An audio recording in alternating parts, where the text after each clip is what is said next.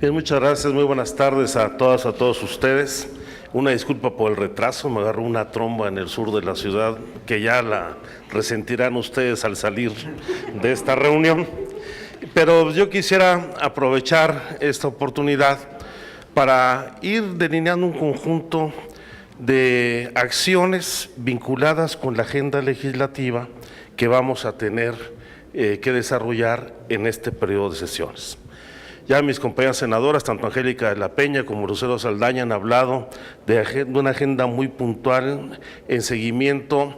a la muy importante reforma que se hizo en el 2011 en la Constitución para que los asuntos vinculados con los derechos humanos también estuvieran regulados por los tratados de carácter internacional, aunque hay la pretensión de una regresión para que la Constitución se coloque por encima de los compromisos internacionales que suscribe el gobierno mexicano, que creo que es uno de los principales temas a atender. Pero en particular creo que vale la pena en este foro de México ante el Sistema Internacional de Derechos Humanos, donde se nos presenta el informe que ha preparado Amnistía Internacional en su capítulo México para la reunión que tendrá en octubre-noviembre del examen periódico universal, en donde pues se define una agenda muy puntual que tenemos que atender, más ante el caso de que nuestro país, como dice muy claramente esta información que nos están entregando el día de hoy, han incrementado de manera significativa las violaciones a los derechos humanos y a la impunidad en México. Y creo que nosotros no deberíamos desestimar este informe, porque en cada uno de los temas que aquí se han abordado, pues en todos los indicadores en materia de violación a los derechos humanos va al alza. Y aquí, pues evidentemente hay que ir tomando decisiones en el ámbito de competencia del Poder Legislativo. Alejandra Nuño se refería al problema de feminicidios. Ya el jueves de la semana pasada tuvimos en el Pleno de este Senado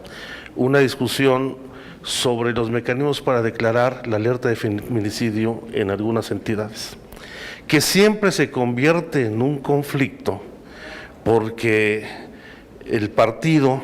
del gobernador en turno siempre trata de evadir una declaratoria porque se asume como una acción política de la oposición para sancionar la gestión de determinado gobernante. Y creo que la resolución del jueves es importante porque obliga al Senado a fijar una postura sobre los feminicidios y tratar de identificar con mayor precisión cuáles deben ser los mecanismos para declarar la alerta de feminicidio, para dejar de un lado ese obstáculo en que se ha convertido el que no querer que se sancione políticamente un gobierno, aunque el gobierno tenga responsabilidad por la omisión en atender este asunto. Es el caso también de la figura del arraigo, en donde no se quiere asumir con toda claridad de que el arraigo no solamente es una medida que viola los derechos y las garantías de los ciudadanos, a quien, como aquí también se habló Alejandra, primero se les detiene para investigar, sino que también se ha convertido el arraigo en un instrumento de revancha política que realizan los gobernantes. Bueno, el abuso del arraigo en Chiapas, por ejemplo, en la gestión de Juan Sabines fue bárbaro, no vinculados a la persecución de delitos, sino a las diferencias políticas que en el Estado subsistían. Y creo que esto pues tendrá que ir precisándose con mayor detenimiento.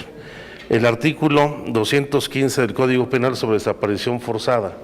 que yo creo que ha habido avances, tendrá que haber mayor claridad en su forma de instrumentación para atender, como señalaba ya el compañero Abel Arévalo de Talchinolia, pues estos problemas que se han venido acreditando, y el informe lo señala de manera muy clara en cuanto al incremento de la violencia institucional castrense, como se refirió Abel en este caso, y los delitos cometidos por militares que se justifican en el ejercicio de sus funciones. Solamente, como viene aquí en el informe, entre finales del 2006 y 2012 se presentaron 7,441 denuncias, de las cuales solamente en 27 casos se concluyó con una condena dentro del fuero de justicia militar. Entonces, son temas, en este caso específico del Código de Justicia Militar y del fuero militar, que tendremos que resolver en este periodo de sesiones. Y aquí sí, a nombre de la Comisión de Estudio Legislativo Segunda y de la Comisión de Justicia, nos pudo acompañar el senador Roberto Gil, pues tenemos el compromiso de dictaminar las distintas iniciativas en materia del Código de Justicia Militar, que no solamente es en materia de fuero militar, en este periodo de sesiones. Las audiencias públicas, va a haber 3 a finales de este mes.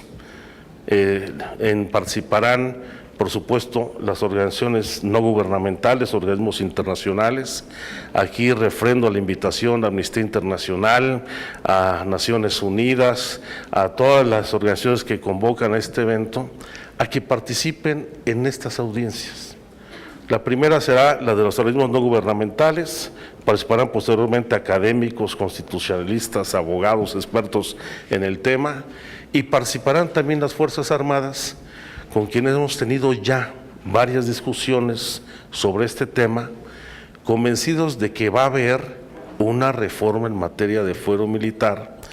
que sin lugar a dudas partirá de la resolución que adoptó la Suprema Corte de Justicia de la Nación al respecto, y que si bien no ha emitido ninguna resolución vinculante sobre el tema, sí abre el precedente jurídico para garantizar que los delitos cometidos por militares contra la población civil sean juzgados en los tribunales civiles. Hay otros temas de discusión. La Gendarmería Nacional, por supuesto que nos preocupa muchísimo, también es preocupación aquí en el informe, y aunque la hayan mandado hasta julio del año que entra, pues la verdad es que todavía hay mucho debate sobre las bases legales en las que se puede conformar un cuerpo especial de las Fuerzas Armadas, comisionado a la autoridad civil, incluso delegando el mando, que pueda realizar labores en materia de delitos del fuero común. Allá hay un problema jurídico de fondo, porque se pretende que la Gendarmería pueda actuar como una fuerza en regiones específicas para combatir los delitos del fuero común que le competen estrictamente a los estados y a los municipios. Y por supuesto que aquí va a haber un debate sobre si realmente, yo creo que no, hay fundamento jurídico para que un cuerpo militar se comisione al mando civil a hacer labores que competen a otro orden de gobierno. Yo los dejo en este listado. Angélica ya habló mucho, ya habló de la agenda pendiente en materia de migración, en materia de los derechos de género, etcétera. Pero creo que este periodo de sesiones va a ser muy importante, porque habrá de definirse el alcance de la reforma constitucional realizada en 2011. Las reformas, estoy seguro que va a salir adelante la reforma al Código de Justicia Militar, y entraremos a discutir lo del fuero. Solamente en estas discusiones ya llevamos 3 modificaciones y todavía empieza la discusión al artículo 57. Ustedes mismos lo han visto y falta muchísimo más, pero espero que podamos hacer una buena sinergia para que esta información que se levanta en materia de violaciones a los derechos humanos nos obligue en el Senado de la República, espero también en la Cámara de Diputados, a hacer las adecuaciones legales para garantizar que las garantías y los derechos de los mexicanos estén plenamente salvaguardadas. Muchas gracias por su atención. Muchas gracias, señor senador Alejandro Encinas.